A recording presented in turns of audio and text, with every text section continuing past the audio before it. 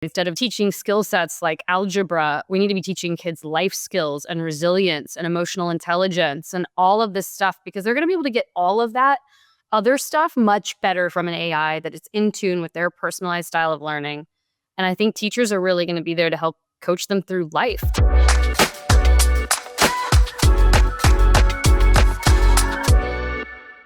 What's up, everyone, and welcome to another episode of the AI Download. This is the show where we break down the week in AI and how it's impacting culture and, of course, the future of being human. I'm your host, Shira Lazar. I'm the CEO and founder of What's Trending. And let's just say I've been covering digital culture since the chat roulette days. Yes, I've been around. And quick shout out to our sponsor, Hivelighter, your AI powered reading assistant that serves up smart, personalized insights so you can spend less time scrolling and more time doing.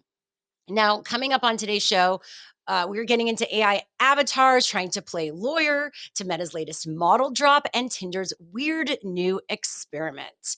But first, I'm so excited to be joined by one of my oldest friends in LA. Not actually old, but like I've known her the longest.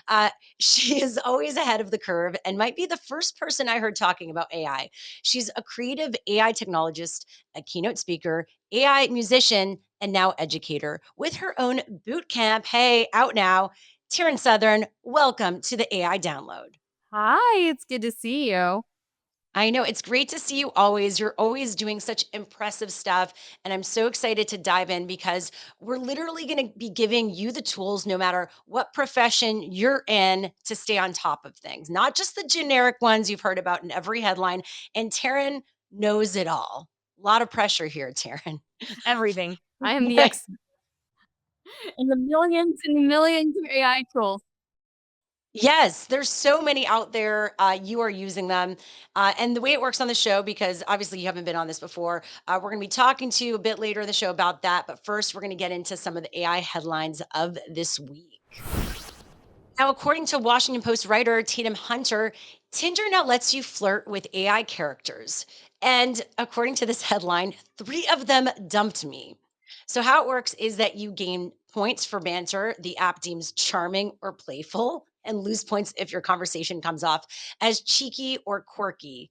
I mean, that is really an insult to offbeat folks like me because I feel quirky and cheeky deserve points. But anyway, Taryn, are you going to be practicing this on Tinder? What do you think about this latest upgrade? This is so strange.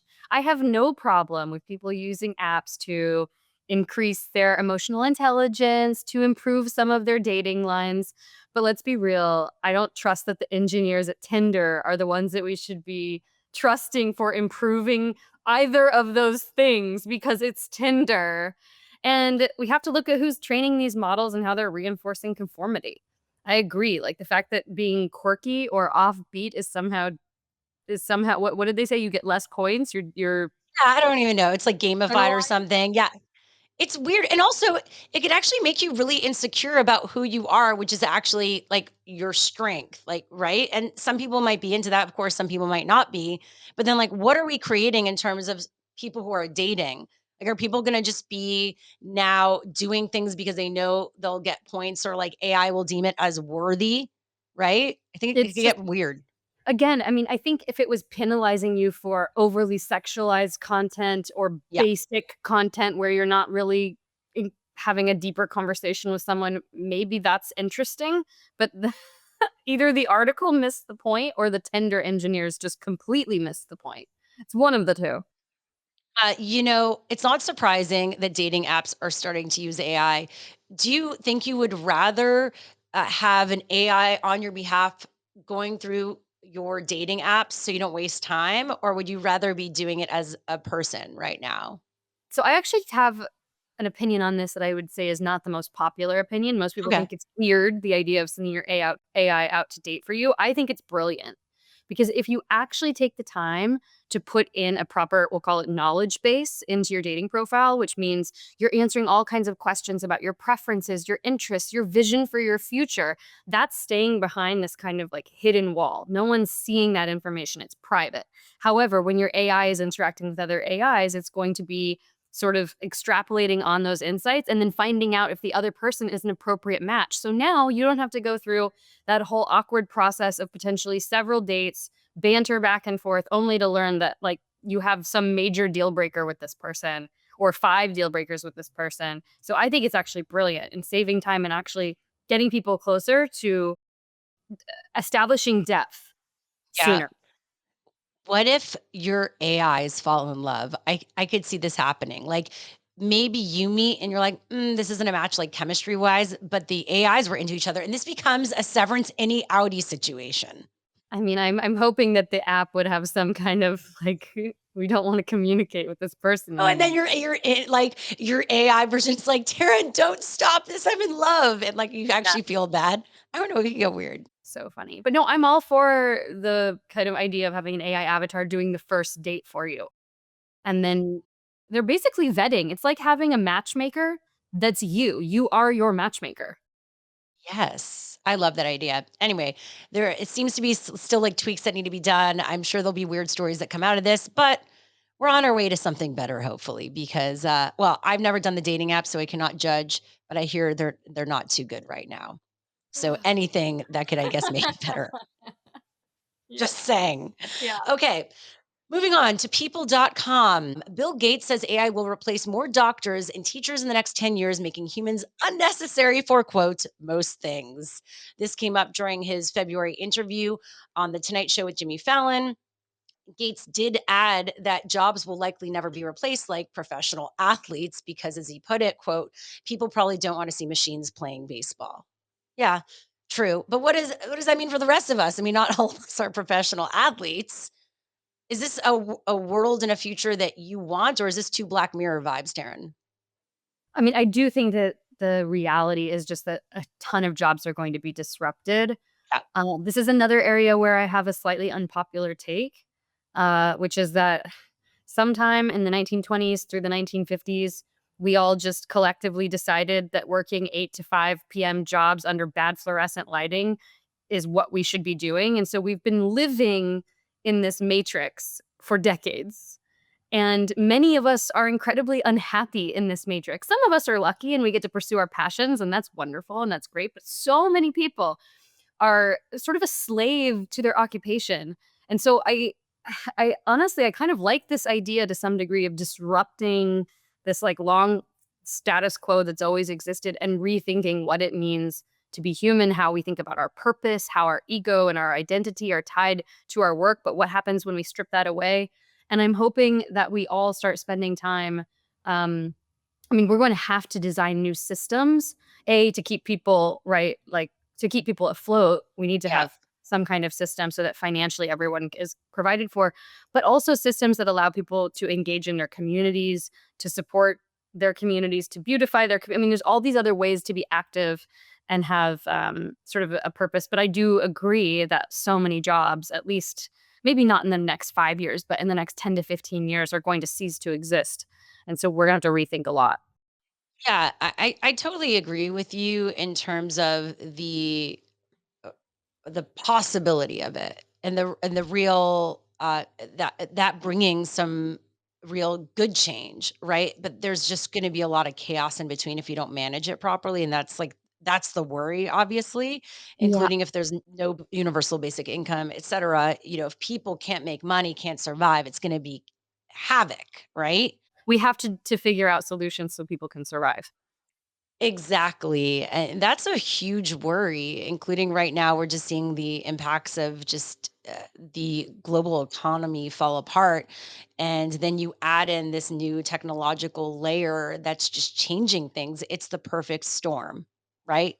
For who knows what. That said, let's go back to this idea of doctors and teachers. Do you think in the future that all of those positions will just be robots or AI? No, I think that we'll see a sort of consolidation where you've got people who are taking on, let's call it managerial or project manager type roles. They're very experienced doctors. They've been around the block for a long time and they can catch the nuances that perhaps AI can't. And also, you are going to need that interpersonal interaction between human and patient. And at some point, robotics will get there. but for now, it's not. And so I think actually doctors are going to be just fine for a while. I would say accountants and maybe lawyers, and there are some other careers I would be more concerned about in the near term. Yeah, and I do think teachers, they'll still need to be that human element for kids to learn how to connect with people because that's part of the education. Yeah, absolutely. The social interactivity. Also, I think teachers curriculum is gonna have to shift dramatically. Instead of Yeah. teaching skill sets like algebra, we need to be teaching kids life skills and resilience and emotional intelligence and all of this stuff, because they're gonna be able to get all of that other stuff much better from an AI that it's in tune with their personalized style of learning. And I think teachers are really gonna be there to help coach them through life, like how to pay your taxes and how to be a, Yeah. a good, how to set boundaries, how to, I don't know, like name the life skill that you didn't get in middle school or high school that you know is critical. And that's what like real world teachers, I think, will be evolving toward. Yeah, and by the way, for those listener watching, our episodes with Dr. Chris Mattman and Sandy Carter, we did dive more into those topics. So definitely check that out if that's of interest. Next up, I actually thought this was such a funny video. So while it's not a news headline, I it caught my attention, and so I wanted to play this for everyone right now. It's from Gary Vaynerchuk, who is a business entrepreneur, social media maven, hustler. He took to Instagram this week with some AI fueled motivation. Let's play that right now. Everyone who's scared of AI, do not be scared if you use your brain. If you use your brain, if you're creative, if you're strategic, if you think, AI is not a problem. In fact, it's going to be your enhancer, it's gonna be your best friend. If you don't use your fucking brain and you're still a student as a grown-up, memorizing shit, parroting things that are said, but you have no fucking idea what is being said, lollygagging, cutting fucking corners, AI is coming. Okay. So is this the push we all need right now? The motivation we need? Pretty intense. You know, I would say that the presentation could maybe use some work. We'll say style is very particular. I mean, I'm Yeah. guessing Gary Vee had a couple too many cups of coffee, maybe did too many Tony Robbins breath work sessions that morning. But I have to say, if we can tone down the aggression a little bit, I don't entirely disagree. I think for people that are exercising creativity and critical thinking, they're problem solvers. They're looking around their communities, around their globes and saying, what problems can we solve with these tools? Yeah. And I think those people will be very, very, very successful. And in fact, I think it could very well be the greatest wealth generation opportunity of our time, because we've never been able to scale tools this fast. And you can have a single person team member build out something incredible. Um, but yeah, I would just tone down the I mean, way to drill in people's minds. I mean, listen, people listen to someone like him, and so maybe that will be what they need to get them going. What's wild is simultaneously last week I saw that, and then someone else, a woman you might even know, but a woman I follow who's a fitness influencer, and she posted, "I'm feeling behind now. Like this AI stuff, I feel like I'm just catching up, and I'm feeling behind." yeah. What do you say to someone like that right now? I hear that a lot. I mean, I teach these boot camps for executives, so mostly people in their 30s, but some in their 20s and 40s and 50s, and everyone feels behind. I feel behind. I work through these tools every day, and I cannot believe the sheer volume of updates, right? It's changing every week. The course I taught 2 months ago has to be completely redone because the tools are different. So I think there's 2 things to say to that. One, everyone is in the same boat. We're all kind of learning this stuff in rapid format as we go. 2, I go back to what I said before, which is that critical thinking, creativity, life skills, resilience, like those are the things that are going to be most important in this next wave. And unfortunately, I don't think a lot of people were taught those things, or like are prepared for that. And that's not their fault. That's our education system's fault. And so I Yeah. think we need a complete redo of the education system to prepare kids and teens for what's coming. Yeah, and if you're an adult and you're not in school anymore, certifications, boot camps. There's so much out there right now. So, Google, obviously, that's why I have guests like Taryn on, people that are doing it. So you could then click through and just take a course, right? Mhm. Put it on your list and Yeah. and just and do it and try it out. And there's gonna be other people like you. Everyone is gonna be at different levels and stages, but you will find that you're not alone, trust me, in all of this. Back into the news headlines after a little motivational break, or maybe that made you anxious. Apologies. From CNBC, Meta dropped its new Llama 4 models while I was finishing the latest season of Love is Blind on Saturday. We call this balance. This is the new open source AI software reportedly that outperforms its class and is now available to try on Meta AI via WhatsApp, Messenger, Instagram DMs, and the whole Meta AI suite. Mark Zuckerberg said, of course, the CEO, our goal is to build the world's leading AI, open source it, and make it universally accessible so that everyone in the world benefits. So let's get into Llama, because this is like DeepSeek in terms of an open source model. Everyone's talking about open source models because OpenAI is not that, even though it's called open. Why is this such a big deal? Well, I mean, I think people want to feel like there's a sense of transparency in the innovation, and open source models to that extent can be transparent. That being said, we still don't know we still don't really understand what the training data for Llama consists of, Yeah. and scraped content without consent. Maybe it's transparent, but it's not necessarily fair uh, to the various artists and institutions that are providing that content without their consent. Yeah. So, because when you say it's open, it means that people could build on it also, right? It's open. It's the how it was built supposedly is somewhat transparent so that developers can build on it, right? It's open source versus open AI. Even though there's a sense that people could build on open AI. Can you Yeah. break down the difference? Well, it's really, I mean, OpenAI, you can access their API, so you can essentially use their models to build stuff on top of it, but you don't understand what the underlying architecture is of the model. Whereas an open source model, the idea is that you can actually peer behind the curtain and take a look and see, how is this model being built? How are the biases and assumptions and all of that sort of baked in, which helps you sort of identify the limitations and also the advantages of those models. So I think that's all really great. But Yeah. that doesn't mean that everything that's been done for that model is ethical. It doesn't mean that they haven't scraped content illegally. So anyway, I still say good on Llama. Like, it's an interesting step forward. We need both open sourced models and other closed models, for like a vibrant ecosystem. Yeah. As you mentioned, because I was going to say this quote, but you basically referenced it. And they said that it was trained on, quote, large amounts of unlabeled text, image, and video data. So I feel like that's just tech speak for we scrape the internet without asking. Yeah, yeah. And so I'm curious, like, even if you can peer behind the hood of the car, so to speak, if all Yeah. of the parts were stolen, does that make you have a more ethical model, or I don't know?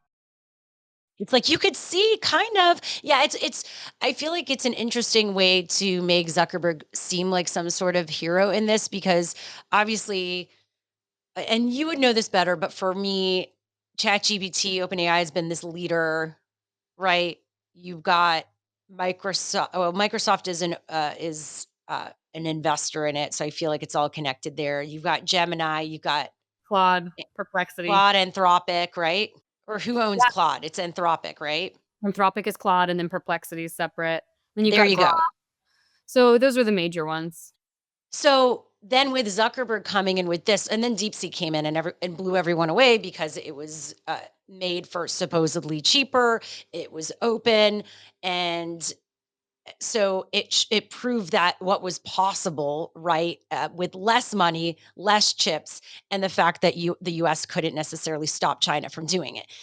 But the big innovation with DeepSeek, and why people are comparing it to Llama, is it was open and the ability for people to innovate and develop on it in a different way than OpenAI. That said, so I just feel like with Llama, it is a bit of him coming out and trying to be this hero, as I mentioned, But then there's like still a lot, it's like it seems like when you look at it, the headlines and the story, you're like, oh, they're doing it better, or they have better intentions around it. But you look behind the hood, it's kind of like this is kind of still a bit sketchy. Yeah. Yep. So it'll be interesting to see what comes of this. Again, good on them for doing something and advancing the cause. Are you using Llama within all these other apps too? Like, how does a regular person even use this? I mean, I have not knowingly used Llama, but I'm assuming that it's baked into Meta's AI. So Yeah. I don't know. When we're on WhatsApp, when we're on Facebook, when we're on Instagram, are we automatically using Llama? My guess is yes, but I don't know. Maybe it's an older version of the model. Okay, we're moving on to the next headline from the Associated Press. An AI avatar tried to argue a case in New York court, and the judges were not having it. It took only seconds for judges to realize the person on the video screen had no law degree and didn't even exist. I But I'm mean, like, who is behind this? Who set this up? this guy who was needing someone to represent him in court didn't have a lawyer and was basically going to do it himself, instead created like a lawyer version, like created his own lawyer, which makes sense because, in a way, I feel like while we're calling this out now, this might be more normal maybe in 5 years. Oh, for sure. Right now, these models are not built for our legal system. The context windows are not large enough to be able to take on, let's say, a massive case where you've got tons of documents and evidence and you need to be referencing that. So that's a number one problem. Number two is that case law varies state to state, county to county. There are different governing bodies that control different types of laws, whether that's civil, criminal, federal, state. It's so complex, and it's definitely given me legal advice that I know is not right, and so it's not getting rid of lawyers anytime soon, but I think give it 2, 3 years when we start seeing law-specific models that have been trained and kind of exist in a closed system where they're not hallucinating, and I think all of us, which is great. I mean, everyone should have access to amazing lawyers. Right now, it's only the wealthy and the powerful that can afford Exactly. $2,000 an hour lawyers, which is what they are if you want a top lawyer. I mean, it's just absurd. And even just for a good lawyer, you're looking at $750 an hour. That's wild. So I'm really looking forward to vulnerable people, no longer being taken advantage of in a myriad of situations. Um, Exactly. Yeah, yeah, I totally agree. I think a story like this is funny. Obviously, it makes us laugh, but the reality is what you just said, the accessibility of using AI for those who need it, who typically wouldn't be able to get tried in court properly because they yeah, wouldn't have representation, that's right? Is right. that fair?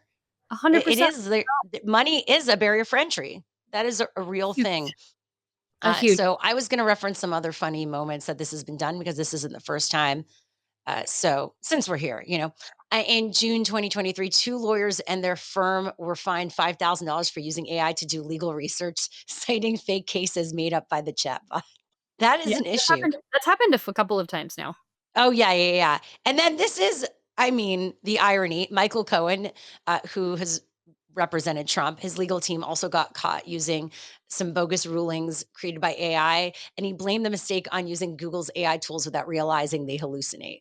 Yeah. Anyway, I mean, uh, look. so I do not recommend this, but I have used, use it with caution, and with this in mind. I have put my contracts through AI, including when the deal isn't big enough to give to an agent or a lawyer. Right. That's right. And I think it's going to happen more and more. These are helpful tools. I think if you can use them before you sit down with a lawyer, it can save you so much time because you can get a sense of what to ask the lawyer, what might be appropriate for your set of circumstances. That's all great. But yeah, I mean, I wouldn't yet trust it to draft a contract. But I get it. Sometimes these little odd gigs are not worth paying someone to review. Yeah. And I'll put the contract someone sends me. And again, I'm saying this like totally disclaimer. Do not followed I'm just sharing my lived experience and what has worked for me, or in my certain cases, and the context of what I'm talking about. But I'll have a contract for a brand deal or something, or a speaking deal or a consulting deal, and they'll send me this contract, and I'll put it in, and I'll say any flags, anything I need to mention to them. And besides the things that I already look at, they'll mention other things, and I make a decision whether that is an issue for me. And then the wording that I need to go back to these other folks with. So, hey, it can help. I get it. And so those were the AI headlines of the week. Hope you learned something. Again, Taryn Southern is with us. She's a creative AI technologist, which honestly feels like one of those titles that did not exist even a year ago. So, Taryn, my friend, I'm so excited to have you here. Thank you for your time. It really means a lot. You've done so many things, kind of like me, worn many hats over your career. You've been an on-air host, you've made documentaries, created music, worked in neurotechnology. And so, what was that turning point for you to lean in fully into AI after all these years, even just experimenting with it, including with your music? Yeah, I mean, I do have career or creative ADHD for sure. Yeah. But I'm always drawn by the experimentation. That's always what pulls me in. So, back in 2014 is when I started getting into VR, and that's actually what led me to AI because I was in this Google VR artist in residence program and getting to test some of the early Google AI tools because some of the engineers were also working on those programs. And I was just blown away by the creative possibilities using these tools to generate music, to generate images, to train new models. I don't know. It was fascinating to me, and I also just liked kind of getting access early. But what started as kind of a playtime obviously became much more serious around 2020, I would say. 2020 is when I created my first clone of myself.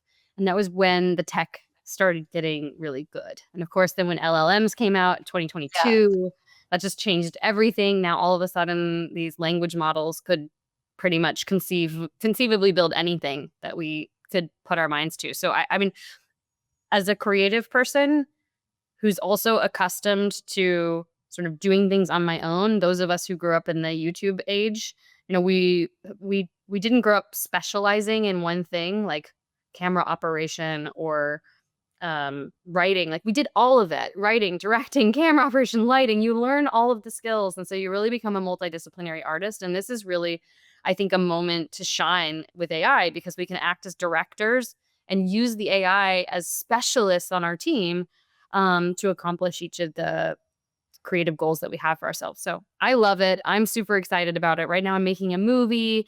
I've got my creative boot camp. So I'm constantly testing things, and I love working with executives and other creatives to help them integrate these tools into their workflow. And then just like more generally, I'm excited about the ways that we can design our lives with these tools, reducing friction, improving efficiency, making things more fun and enjoyable. Uh, it's all on the table. Yeah. I want to get into that, but just to back up, like, so the first time you kind of experienced AI, what year did you say that was with when you were doing the Google VR stuff? 2016. 2016.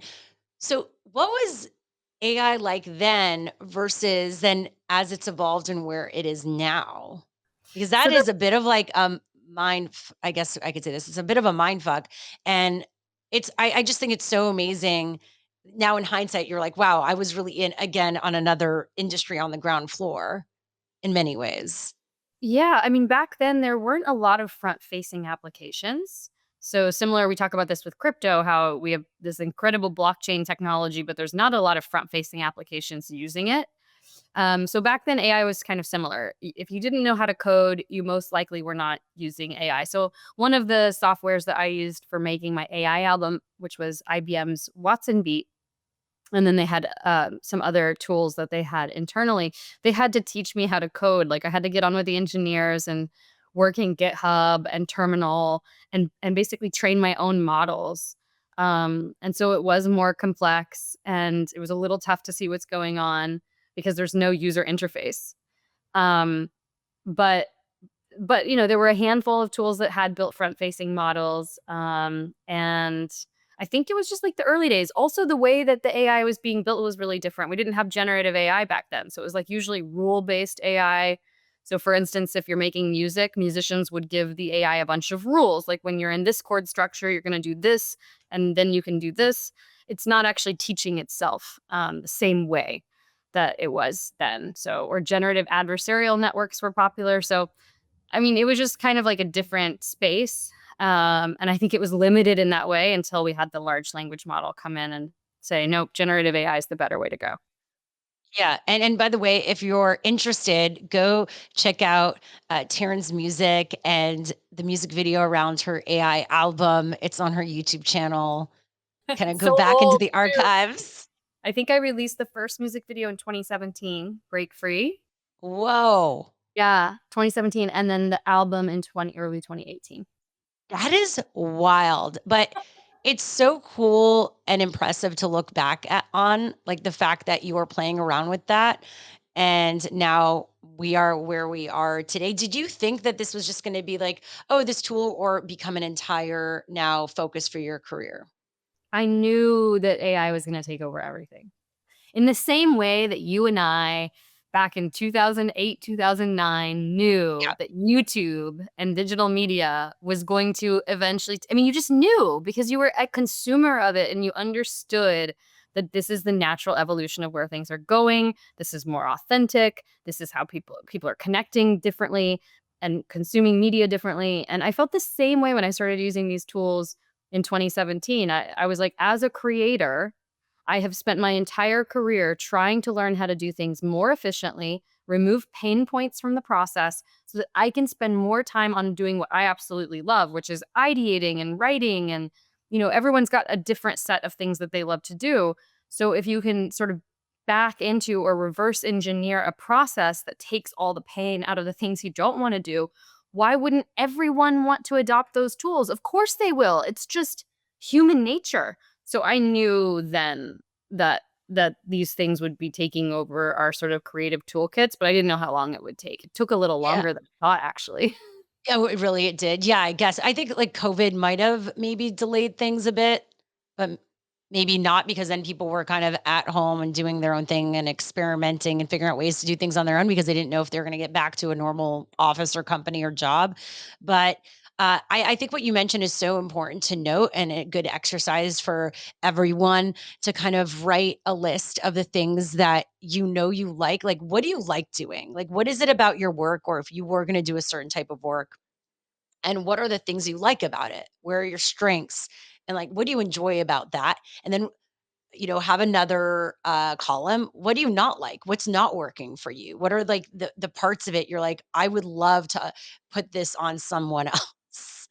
And Yeah. I think that's an opening for where you can use AI, including if you don't have obviously money to just hire someone to do it, Well, right? that's exactly the other point. I mean, if you look at most people who've been successful in any industry, but let's just use Yeah. content creation as an example since we've both been doing that.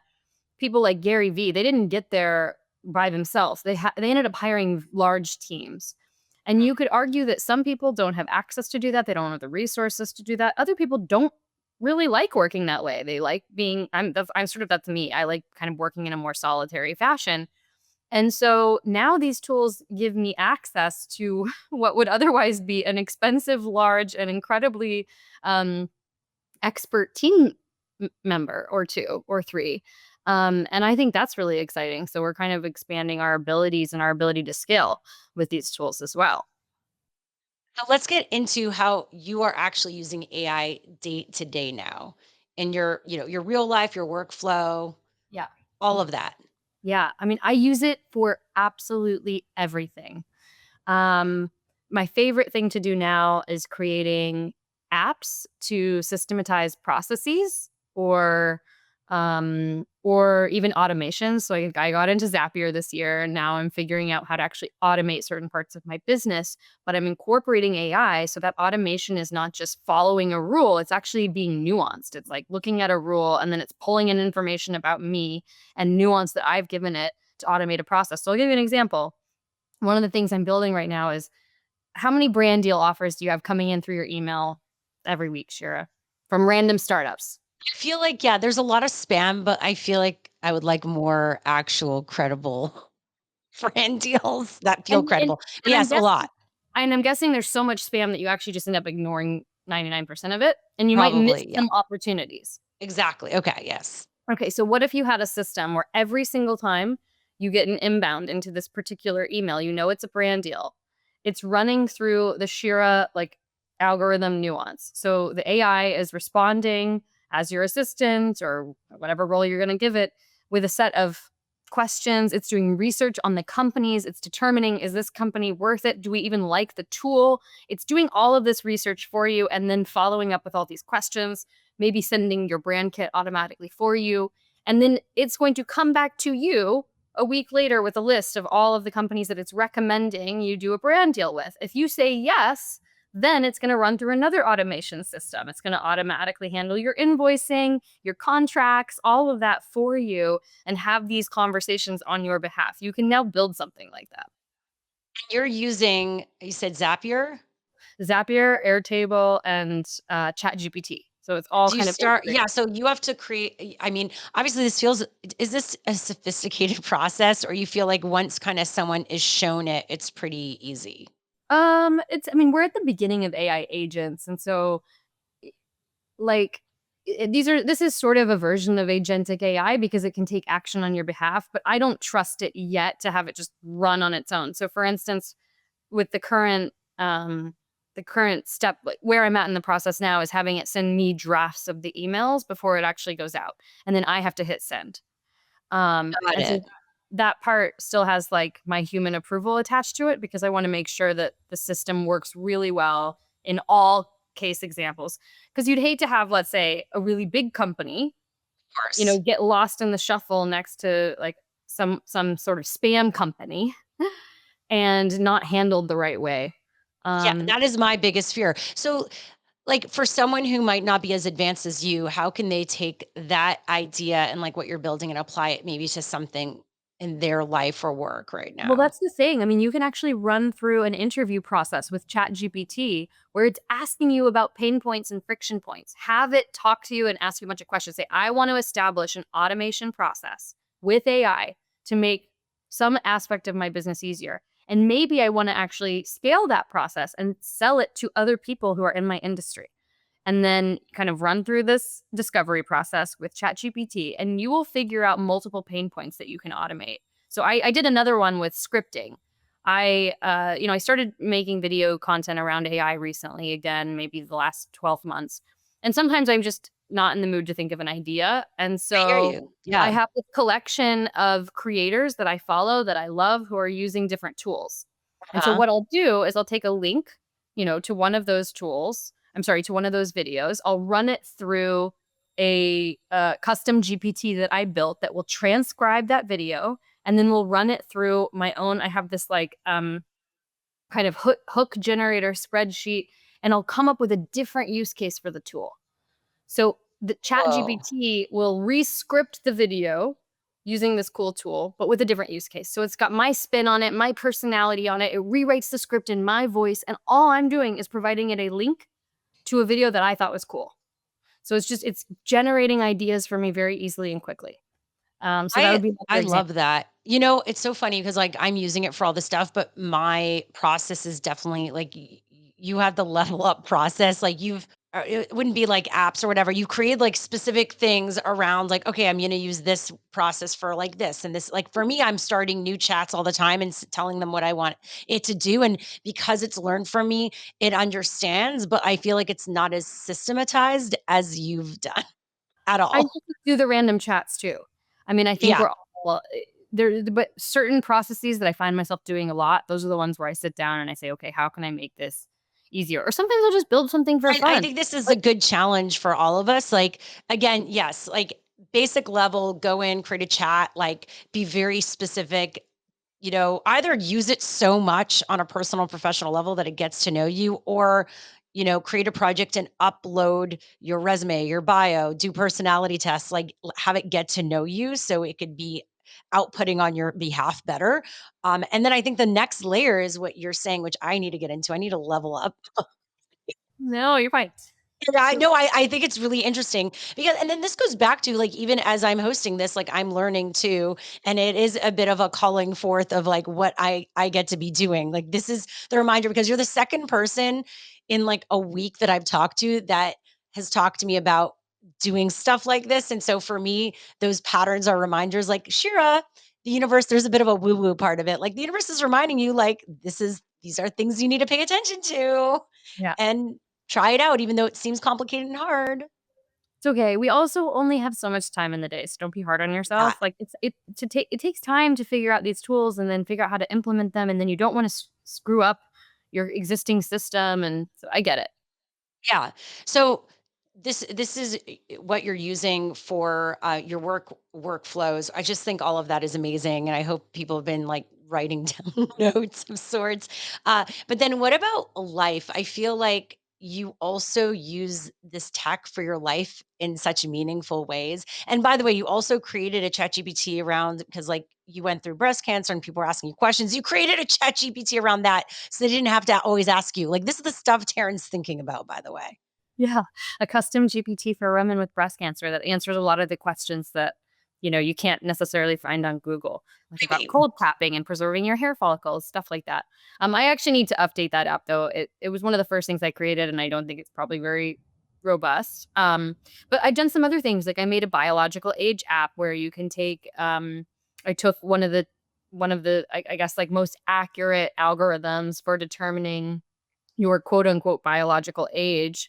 It's a very complex algorithm. I'm terrible at math. I don't understand it.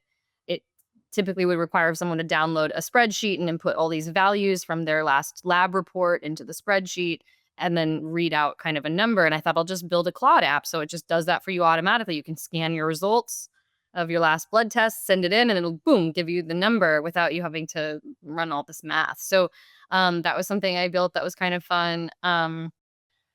What else have I done recently? I mean, designing spaces in my apartment, that's that's Yes. really fun, and, like, determining what I want my furniture arrangement to look like, and actually visualizing that in real time. I mean, that's been hugely impactful.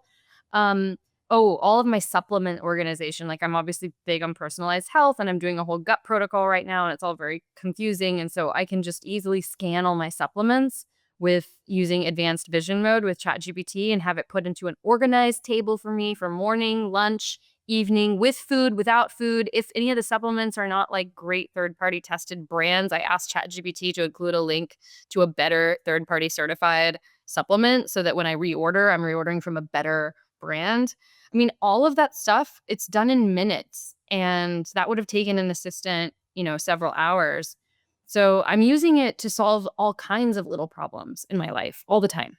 Yeah. If this doesn't make you feel like you could trust Taryn, I don't know what will make you feel like you could trust her because she is just integrated into so many areas of her life, which is why I mean I need to probably do the recorded version of your boot camp or maybe do it IRL when you do it again because like I have so much to learn from you still. So let's get into your AI boot camp.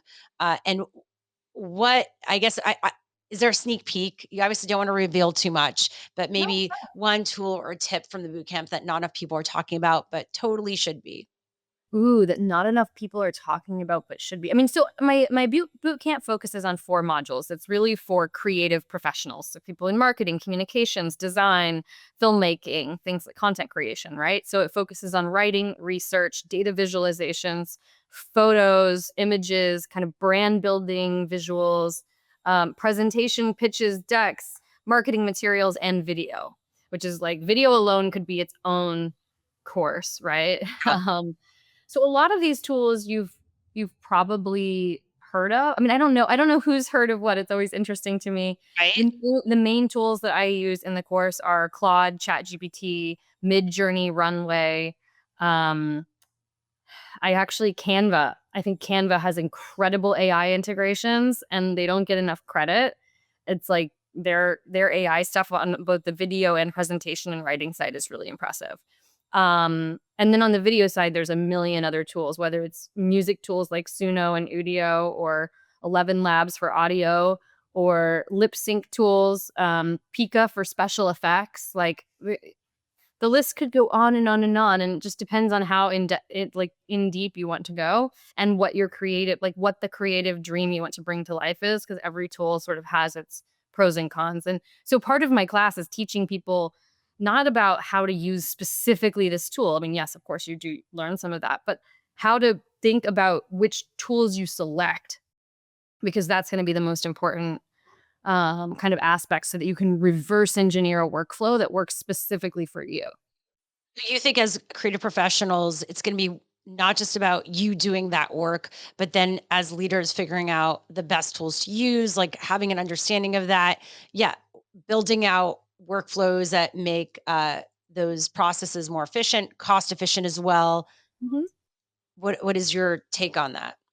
Yeah, I mean, you have to look at all of those things. I mean, I think in the next 12 to 18 months, we will see what I'll call like the Adobe of creative tools. Someone's going to come along, maybe it's going to be Adobe, and they're going Yeah, to make it so easy for creative professionals to have the whole suite of AI tools and the best of all under one umbrella. So you're not having to go and create 10 subscriptions with different tools. Because right now, if you want to create an amazing short film with AI, you're going to be using like 7 tools to do that. If you look at the yeah, best AI artists, they're all my friends, and I'm lucky to get to learn from all of them. They are combining, at least 6 or 7 tools in the making of each piece of content, because the tool that's the best at lip sync is not the best tool at audio, is not the best tool for special effects.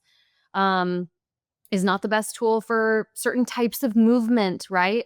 And so that can be overwhelming for people. And I think, at least for now, if you want a head start on learning the tools, that's the benefit of learning from people who have experience. They already know that when you use OpenAI's Sora, for instance, you're going to get a lot of kind of like weird movement like you would on the moon, where people are kind of slow motion in gravity. Whereas if you want more realistic, sort of natural gravity centered movement, you're probably going to want to use Google VO or some other tool. so understanding the differences, and I also feel like you people are worried about their jobs. They want to feel like and tell their bosses or whoever they might be the boss, so they want to stay ahead as a company, but to feel like, oh, I know this. Like, don't Yeah. let me go. Like, I'm on top of this. I'm staying ahead of the game in many 100%. And ways. by the way, all these skills will make your job so much easier and more fun. If you think Yeah, about, I ran a marketing and communications department for this neurotech company for the past 4 years, and we had different numbers of team members throughout the years. We worked with external agencies multiple times for social media, for marketing, for brand building. And, so much of that process, it's like, it can be very, like, just the idea of rebranding or building a website for a company. I mean, it takes so long because you're working with these external teams, and so there's a lot of context building. If you're not really clear in your instructions and kind of your conveyance of a vision, there's just a lot of areas where that process gets kind of messed up. And now you have these tools that allow you to, what we'll call, like, previs any kind of project. So I wouldn't tell anyone in my class to, like, not hire the external agency who's gonna build a beautiful website, but I would tell them, learn these tools so that when you go to these agencies, you can basically have, like, a pre-visualization of what you want. And it'll be so much more clear, and you'll probably cut out, like, 4, 5, 6 months of work potentially of back and forth. And you can keep doing that across the board for any kind of project. And so these are really powerful tools in that way. And I think all companies should be reimbursing employees in their reskilling efforts. I think it's really, yep, really. totally. Imagine like we got money back, like it was a write off. Like, oh, Or you're reskilling. Here's it's a write government. off. Like, imagine if our government did that. I think either one. They should be doing it for And if everyone. you meaning if you're at a company, totally you should. Yes. For some of us who are independent contractors or own our own, yes. No, I agree. I think that's a great idea. And if you're a founder listening to I this, think we just nailed it. I think we just nailed it. W-2 employees should be able to get reimbursed from their companies, and 1099 uh, business owners should be able to get a tax write-off. Taryn, let's go. We should start going to policymakers. Let's start it. We could go. I know some of the people in California. We'll go to federal. Let's make it happen. Great. Actually, this is a good idea. All right. With that, I do want to talk about the tension happening in the creative industries right now. Of course, we saw with Studio Ghibli and the idea of stealing. What is your take on this of what is authentic? and what is stolen, and how we find some sort of clarity while using these tools and experimenting. So I think part of the problem is that copyright law has not caught up to these AI tools. And in copyright law says that style cannot be copyrightable. And so if you like create a transformative work, that's considered allowed, even if you're copying, so to say, a style. The problem is that a lot of these AI models are training on copyrighted works, and they can replicate it with such precision that you might as well be you might as well be asking the original artist to recreate these images but not paying them whatsoever. I think that is a problem. As much as I'm obviously a big proponent and enthusiast of AI tools for creative work, I don't like that all of these artists' material has been trained without their consent, without compensation, without any like nod to a future compensation model. I find it really extractive and exploitative. And and I do think that style, let's say in the style of, whenever that's used, there should be some sort of royalty system for those artists because that's like a really well honed skill set that Yeah. they used. And I think it's honestly, I think it's offensive that a lot of these companies haven't really said, "Hey, let's try to figure something out because it's the right thing to do." Even if it's complex, even if the money, let's say they just it's like Spotify, everyone knows that artists are not making good money on Spotify like they were when pre-streaming. Everyone knows this. And a lot of artists are unhappy with Spotify about that. But at least Spotify has tried and there is a model in place for royalties. And so I think we're at that point now with these AI systems. OpenAI is making a ton of money on these image generations right now. Subscriptions, I think, went up. They had 1 million new users this week after the new image model dropped. 1 million new users. And how many of Wild. those are paying $20 or more a month for pro models? It's like, and the artists the Ghibli artist just saw $0 of that. Yeah, it is an issue, and they should be, upon hearing about all of this, it shouldn't have taken that.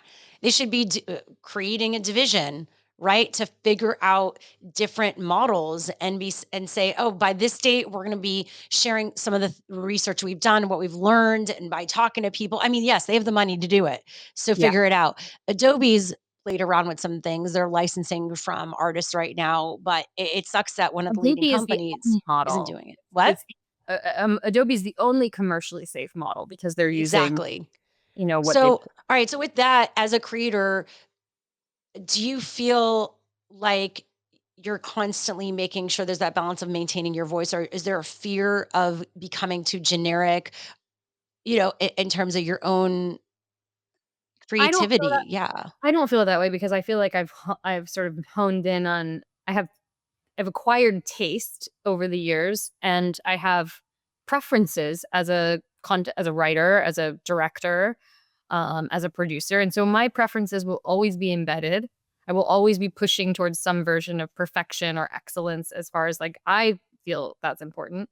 Um, and so no, I'm not worried about it making me more generic. I do think for people who haven't actually taken the time to learn the skill sets, and they don't have a sense of taste or strong preferences, I think there's a strong argument that you'll end up with a lot of kind of mediocre noise in the space. I think we're already seeing that a bit online, the the number of bots that are now creating fake profiles and these like fake influencers, and it's so bad. I mean, I find all that content so bad. Some people actually don't mind consuming it. Um but we are going to see, I think, a problem with this like influx of just crap.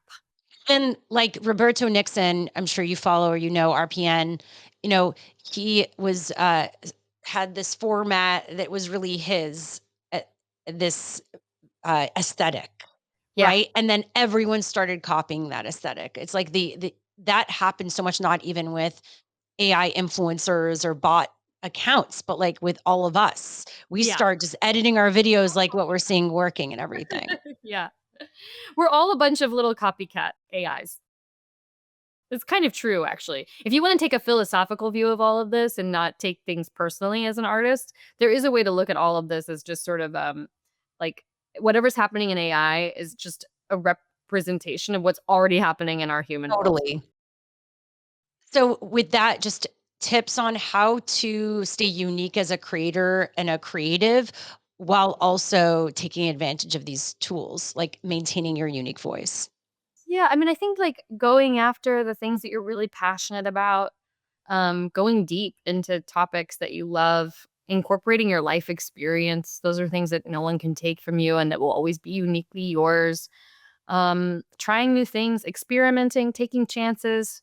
It's cheaper now than ever to make something amazing. So go make something amazing. And yeah, I think that's how I would approach that. Yeah, keep living life, and that life will be yours, and that's something you could share that no one else has, by the way. Uh, how do you keep up with everything happening while also maintaining your mental health and sanity? I think this is a good, like, as we wrap up, because there's so much great stuff you've given us. Some folks might be like, "Whoa, mind blown!" But then, how do we find that balance in this world where so much is possible? Yeah. I mean, I get there's just a lot being thrown at us right now in every direction. And I don't think our minds were built for this much stimulation and this much information. So like I find myself just aside from mental health having a tough time remembering things in the way that I did even 3 or 4 years ago. And I can tell it's because my bandwidth is being sort of overrun by just sheer volumes of information. And so my processing feels different. I mean, not to make so many computer references, but I think we just need to be aware, like awareness that this stuff is really taxing on our minds, and also aware of the many ways that we are being pushed and prodded and primed to think in certain ways as a result of content online. Bots are a problem. The dead internet theory, all these like things that don't exist. The many ways that bias and assumptions are sort of implicitly integrated into content. Like the best thing you can do is to be very, very proactive about how you engage with social media. So whether that's downloading app blockers, whether that's making sure to only follow accounts that actually make you feel good. Um, so that if you and or teach you something, right? Education and feel good stuff. Because life is too short and we're all on these screens for so long and it's training our minds in ways that are not good for us. And Yeah, so yeah. anyway, I'm preaching to myself here too, No, I right? mean, Like, these are all reminders, totally. Usually when I yeah, share something, I'm like, it's something I do and I need to work on it. It's like a work in progress constantly. Actually, Jim Marsh, who was an executive at HBO, who's a friend of mine, I would really love to have him on the show. He's also working on a lot of AI stuff, and he talked to me about generative burnout. It's like the burnout from all this stuff that's happening, and this idea of like you need to choose when to step away because it's not gonna be on the tech. I mean, you could create probably frameworks for the tech to be like, "You've been on this too long," or whatever, but it's gonna be on you, right, to step away from it all and even to take a walk, maybe without a podcast or music or anything, just to right. hear the air and nature around you, right? 100%. 100%. And finally, and you kind of talked about this throughout this podcast. How are you personally preparing for where all of this is going? And is it even possible to be AI proof? Hmm.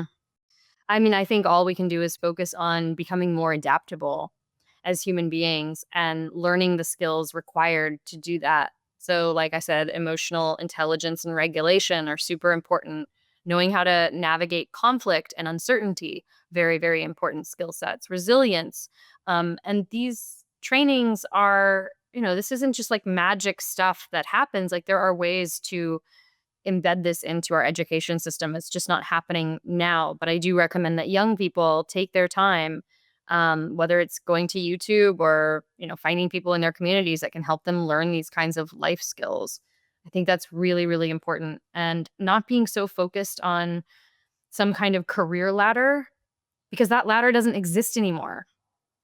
We have to rethink, I think, our future goals and dreams. And instead of thinking about, I want to be, this successful person, I want to solve this problem. Because there'll always be problems to solve. And those problems will change as technology changes. And so if we can reorient to solving problems rather than like succeeding at X career, then I think we'll be just fine. And for you, you're obviously doing this boot camp. Anything else that you want to share that people should check out? No, I mean, just if you're interested in getting little free AI tips from time to time, follow me on Instagram. That's where I share my creative AI demos and exercises. And if you feel like joining a bunch of cool creative execs, you can sign up to be on the wait list for my boot camp. It's at maven.com. You can just type in my name and of course should come up. Okay, wait list.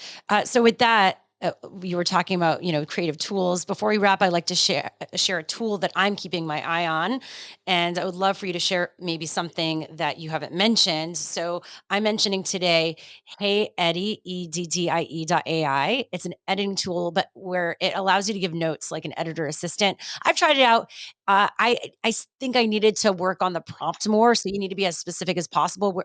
But I mentioned Opus last week and how it takes like long form and like will cut down the most viral social clips. This one is more if you had specific notes around it, like if you had an editor, this is kind of like your own AI editor. So check it out. Actually, I'll give a shout out to Don Allen, who also recommended this to me too. So, Taryn, what's a tool that you want to share today?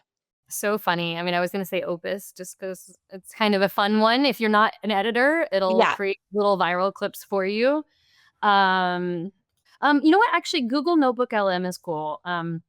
Google Notebook LM will allow you to build sort of a closed loop system of your knowledge. So let's say, Shira, you get a bunch of media requests. Or, okay, I'll give you an example that's really specific. I often get a lot of college students who are writing AI papers and want to interview me for their PhD or their thesis or their, Oh, whatever. And I love these requests, but I just don't have the time. Like and for me, like learning to say no, even though it's great, is like a very important skill. However, I basically built a closed loop system in Google Notebook LM where I took every single interview and every single talk I've ever done on AI and I uploaded it into my knowledge base. And then I created a chat bot where these students can go and ask questions to AI Taryn so they can still get quotes and interview material from me, and it actually will cite my own work and my own interviews so that they know that it's actually coming from something I've said. And that's been a way for me to engage with these students without actually, having to spend hours and hours of time doing these interviews. So that's a great tool for kind wow. of consolidating very specific knowledge you might have and then providing that knowledge to others to have access to in like a chat format.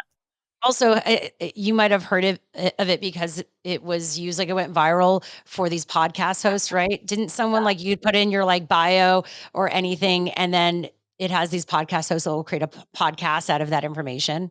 Yeah, and that's actually using the exact same. So what's happening is you're uploading your knowledge base, and then one of the kind of offshoots from that tool is create a podcast from my knowledge base, right? So most people are just uploading one document, but you can upload as many documents as you want to the knowledge base, and then there's other kind of tools that extend from that. Well, Taryn, you are incredible. What a wealth of knowledge and information, and I just so appreciate you and your time. I'm so grateful to call you a friend in this life and someone just like I so look up to in terms of your work as well. So, really, thank you so much. I love you so much. Love you. We're at a love fest right now. Go check her out everywhere on social media at Taryn Southern. And of course, check out her boot camp also. Maybe I'll be in the same boot camp as you if you're listening close to the recording. Or you can check out a recorded one too. But all the links are in the show notes, in the caption or description, as well as where Taryn is at Taryn Southern. And of course, a big thank you to Hivelighter for sponsoring today's series and show. They're sponsoring the entire series, so not just the show, by the way. You've got to check out the AI download collection. We've curated all the top headlines from today's episode, so it's so easy to read more about these stories or share them with your friends or even your colleagues, click the highlighter link in our show notes to get smarter.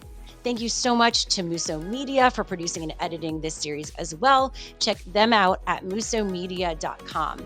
If you loved this episode, subscribe, rate, share it. It really helps me keep growing the show independently. And we've got so much coming your way, so see you next time on the AI Download.